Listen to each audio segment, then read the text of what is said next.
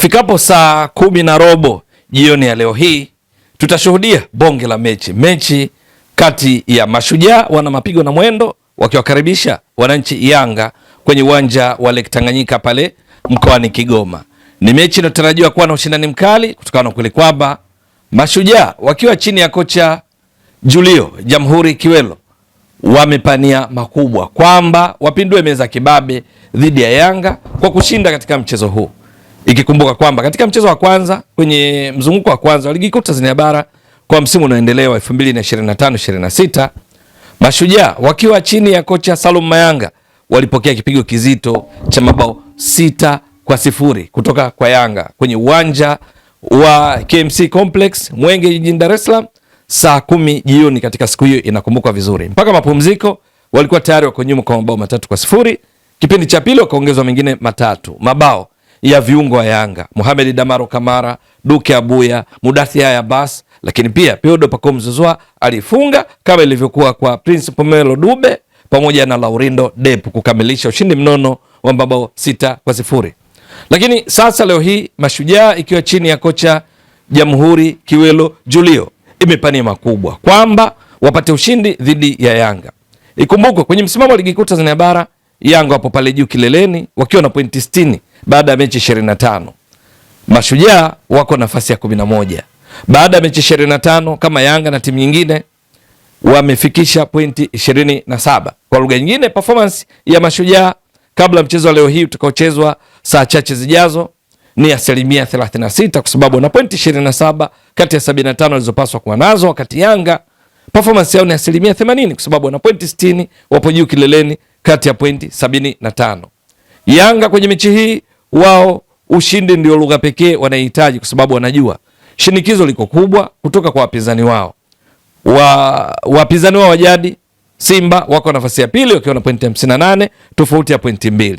Lakini hata Azam FC ambao wanashika nafasi ya 3 kwenye mechi yao ya 26 wameshinda dhidi ya Fountain Gate mabao 2-0 na sasa wana pointi 55. Kwa hiyo Yanga wanafahamu kutoka wao walipo na timu inayoshika nafasi ya 3 ambayo ni Azam ni pointi 5 tu, huku wakiwa wamesaliwa na mechi 5, lakini tofauti yao na Simba ni pointi 2 na miongoni mwa mechi zobaki ni pamoja na Azam. Kwa sababu hiyo Yanga mechi ya leo hii ima watataka washinde na sio matokeo mengine. Hilo linasababisha mechi hii iwe na mvuto wa aina yake. Na ikikumbukwa watani wa jadi wa Yanga Simba ndio pekee waliopata ushindi kwenye uwanja wa Lake Tanganyika pale mjini Kigoma katika msimu ligi kuu Tanzania bara walipowafunga Mashujaa mabao 3-0. Lakini timu nyingine zote zilizokwenda pale Kigoma hakuna iliyopata ushindi, bali wakinusurika ni sare. Yanga wanakwenda katika mechi hiyo wakiwa na kumbukumbu ya ushindi wa mabao 6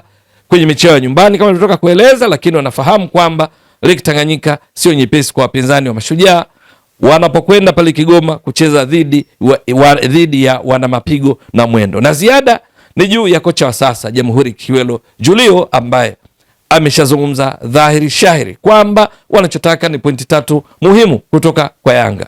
Sasa matarajio ni kuona kwenye vikosi vya timu zote mbili. Mashujaa matarajio ni kuanza kwa mfumo wa baada ya golikipa kuwa na walinzi 4, viungo 4 na washambuliaji 2. Lakini Yanga pia hivi karibuni wakiwa chini ya makocha Abdulhamid Mwalin pamoja na Patrick Mabedi huwa wanaanza kwa mfumo wa baada ya golikipa kuwa na walinzi 4, viungo 4, washambuliaji 2.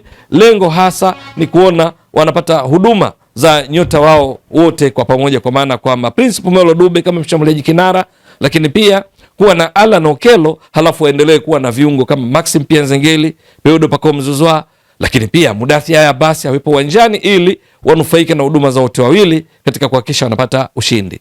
Wanakwenda katika mchezo wa leo Yanga wakiwa ni sio tu vinara wa point kulinganisha na Mashujaa wanaoshika nafasi ya 11, bali pia Yanga ndio vinara katika upachikaji mabao kwa ligi kuu Tanzania bara, wameshafunga mabao 58 mpaka dakika hii. Lakini Yanga ndio wenye ukuta imara zaidi wakiwa wameruhusu mabao 9 kama ilivyo kwa Azam ndio timu zilizoruhusu mabao machache zaidi. Lakini Mashujaa wanakwenda kwenye mchezo wa leo wakiwa ndio timu iliyofunga mabao machache kuliko zote za ligi kuu Tanzania bara, yani wanazidiwa hata na timu iliyopo mkiani ya KMC ambayo imeshateremka daraja rasmi KMC wamefunga mabao 13, lakini Mashujaa wamefunga mabao 12, ndio timu iliyofunga mabao machache zaidi. Lakini Mashujaa ni timu ya 4 kwa kuwa na ukuta imara. Baada ya Yanga iliruhusu mabao 9, Azam iliruhusu mabao 9 ambazo tunaweza kusema ni nambari 1 kwa kuwa na ukuta imara zaidi. Lakini kuna Simba wameruhusu mabao 10, inayofuatia ni Mashujaa iliyoruhusu mabao 22. Kwa lugha nyingine unaweza kusema ni ya 3, maana za kwanza zipo 2 Yanga na Azam, ya pili Simba mabao 10, ya 3 ni Mashujaa iliyoruhusu mabao 22 mpaka sasa. Ndio zinakwenda kukutana. Sasa kwenye kikosi, kocha Jamhuri Kiolo Julio katika mfumo huu anaweza kaanza na golikipa Patrick Muntari, ingawa tunafahamu ana makipa wazuri zaidi ya mmoja kwa sababu yupo Eric Johora, lakini vile vile yupo Lamek Kanyonga ambaye alianza katika mechi iliyopita dhidi ya Coastal Union walipopoteza kwa bao 1-0. Patrick Muntari anaweza kaanza pale, halafu nambari 2 mbali na Muntari akaanza Asa Abdul Nasir Asa. Yes, anaweza kaanza kama nambari 2, halafu beki wa kushoto anaweza kawa Mpoki Mwakinyuke, wakati mabeki wawili wakati wanaweza wakawa ni Samson Madeleke pamoja na Mohamed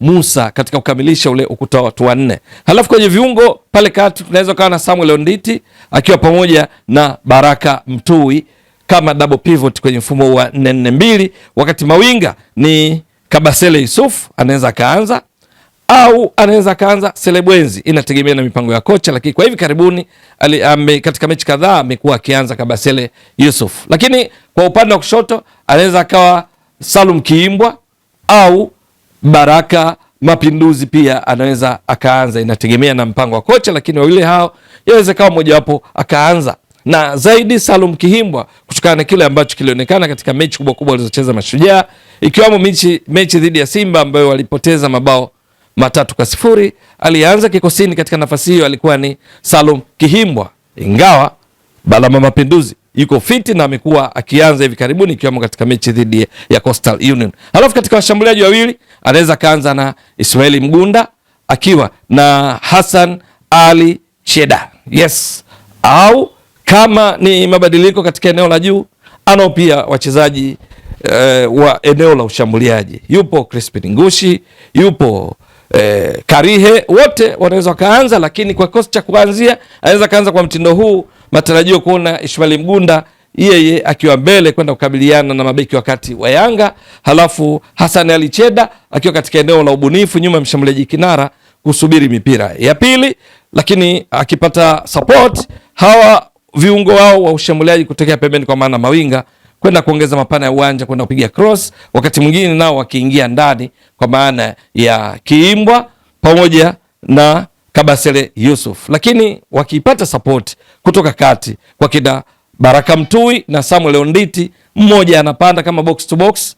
Kwa mfano Onditi au Baraka Mtui anaweza kagawana, mmoja akapanda box to box, mwingine anabaki chini kwa ajili ya kuhakikisha wanakuwa salama. Na kwa jukumu hili Onditi anaweza kawa anapanda zaidi, alafu Baraka Mtui kubaki akiungana na mabeki wao Samson Madeleke na Mohamed Musa kuhakikisha wanaendelea kuwa imara pale wanapokabiliwa na mashambulizi ya kujibu. Lakini Samson Madeleke na Mohamed Musa kama walivyotoka kueleza, mabeki wa kati kwenye uanzishaji wa mipira kutoka kwa Patrick Muntari wanaweza kawa mstari wa mbele, lakini wa pembeni Asa ambaye kiasili ni winga wa kulia na ndio maana hata jezi yake ni nambari 7, lakini kwa muda mrefu amekuwa akitumika kama beki wa kulia na amekuwa akifanya mzuri sana katika kupandisha mashambulizi, kutoa nafasi kwa winga wake kuingia ndani kama ilivyo kwa Mpoki Mwakinyuke. Lakini kwa kuwa wanacheza dhidi ya Yanga ambao wana tishio katika kufunga, ndio vinara wa ligi, yaweza ikawa Mashujaa wakawaheshimu zaidi Yanga na matokeo yake cheza yao muda mwingi au viungo wao wakawa wanakuja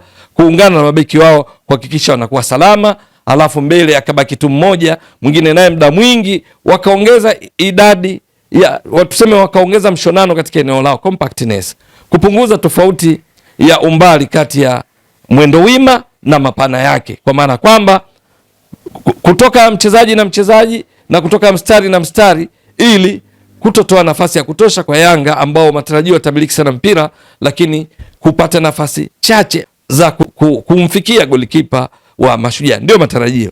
Lakini kwa Yanga matarajio ni kuona kwenye kikosi chao wakiwa kwenye mfumo ule ule tulitoka kueleza wa 442 kwamba golikipa Djigui Diarra akiwa fit anaweza kaanza hapa Djigui Diarra, halafu beki wa kulia anaweza kaanza Kwasi Atula Yao ambaye amekuwa kwenye kiwango bora hivi karibuni tangu rejea kutoka kwa majeruhi, lakini kushoto Mohamed Hussein Shabalala akiwa fit anaweza kaanza, ingawa Shadrack Sakaboka pia anaweza katoa huduma hiyo kwa usahihi. Hapa Ibra Baka, halafu akiwa na Bakari Nondo Mwamnyeto nahodha au Frank Asinki.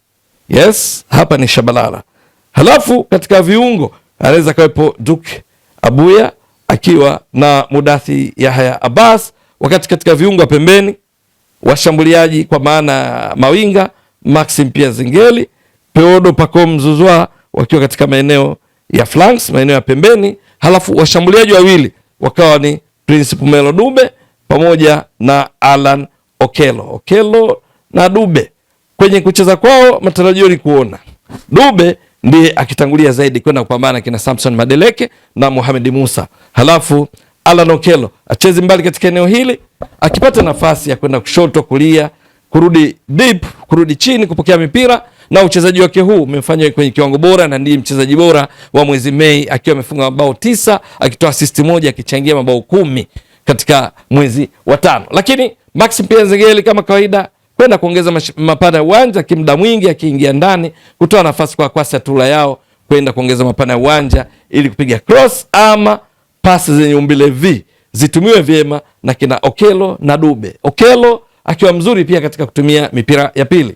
Majukumu haya yaweza kufanywa pia na Pacome Zouzoua ambaye cheza yake muda mwingi atakuwa kati ya beki wakati mojawapo Mohamed Musa na Asa yeye awe katika eneo lao hili, huku pia akipata nafasi ya kuingia ndani. Lakini kwa maana ya mabeki wakati Ibra Baka, Bakari Nondo Mwamnyeto ndio waanzishaji wa mipira kutoka kwa golikipa Djigui Diarra, na wakati mwingine kutoa pasi ndefu kwenda moja kwa moja kwa washambuliaji wao, wakati viungo wao hapa Duke Abuya akiwa muda mwingi akiwa nyuma karibu na kati ya mstari wa uwanja kuungana na mabeki wao, wakati Ibra Baka, Bakari Nondo Mwamnyeto ama Frank Asinki wasidhuriwe na mashambulizi ya kujibu, kwa sababu Mashujaa matarajio ni kuona muda mwingi wakizuia kutokea chini, tunasema low block. Lakini wakati huo Mudathi Abbas akiwa na kiwango kizuri, anapopanda juu ni mzuri katika kujua wapi asimame, kupata mipira ya pili na kuiweka wavuni kwa utulivu, na kwa sababu hiyo amekuwa silaha muhimu kwa Abdelhamid Mwali na mwenzake Patrick Mabedi. Ni mechi ambayo watarajiwa kuona ni ya ushindani mkali, lakini ni mechi ambayo watarajiwa ni kuona Yanga wakimiliki zaidi mpira, lakini Mashujaa wakisit back, wakifanya low block, kuzuia kutokea chini, wakishambulia kwa kujibu, hasa kutumia wachezaji wao wenye nguvu na kasi kama Ismail Mgunda, lakini wenye ubunifu kama Hassan Ali Cheda. Lakini nje anao pia wachezaji wenye kiwango kizuri kama Shabani Mgandila, kama David Ulomi ambaye ni mzuri katika kupiga mashuti ya mbali, lakini vile vile kama nilivyotoka kueleza kuna Crispin Ngushi, kuna Seif Karihe. Je, itakuwa vipi? Ni swala kusubiri na kuona. Mtazamaji wa Mbwaduke Stats Sport Next Level, endelea kuunga mkono channel hii kwa kuhakikisha kama una subscribe, una share, una like na kucomment. Mwasilishaji wako ni mimi Ramadhani Mbwaduke almaarufu kama Mzee wa Data. Shukran jazilan. Bye bye.